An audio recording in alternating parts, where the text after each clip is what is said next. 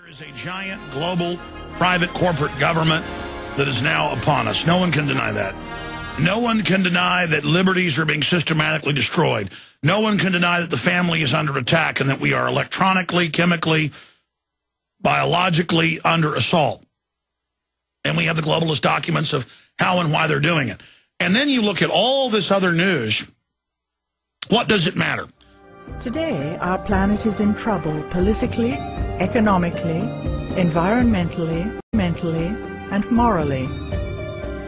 Many will agree that corrupt people hold places of power. Citizens are taxed beyond reason, and riches are amassed by an elite that controls the world.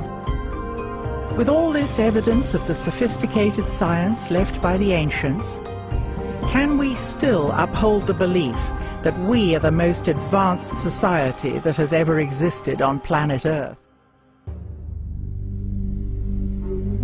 Is today's test-driven education system effective? Instead of rote memorization of facts, what would happen if today's youth were taught to expand their capacity to know? If we were taught to seek truth and justice, living by the ancient law of Ma'at, how would our society change? Taking our cue from the ancients, if we live in tune with nature, in an atmosphere of creativity and peace, and if we connect to spirituality, is this the answer to a healthy future for humanity? Never mind all those public studies about the radiation frying you, the laptops, the cell phones. Never mind the GMO. Never mind the documents that the government designed all that on purpose with the big think tanks to do this to you. Never mind this scientific dictatorship and the artificial reality we're being inserted into incrementally. Never mind the artificial habitat. You're like, oh, yes, never mind that. What would I do anyways? And the system says, that's right. What would you do anyways? See, you will never see a person that's completely enthusiastic, filled with vitality and energy, getting the flu or the cold. It just doesn't happen that way. You have to be run down from stress before you can catch the cold. You cannot get sick if you are full of energy. That's what every single illness is based on lack of energy. And mental and emotional stress is the main cause of lack of energy. You see, the frontal lobe gives us permission to make thought more real than anything else.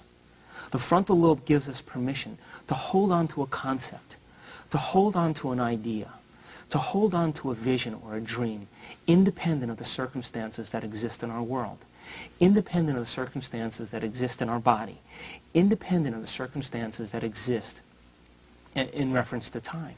And those are the things and the traits that we secretly admire in all great people in antiquity, whether it was Martin Luther King or William Wallace, someone who had a vision, someone who had an idea. A hero said, I believe in these morals and I believe in these ethics. And even though my environment isn't aligned with my thinking is more important than my environment.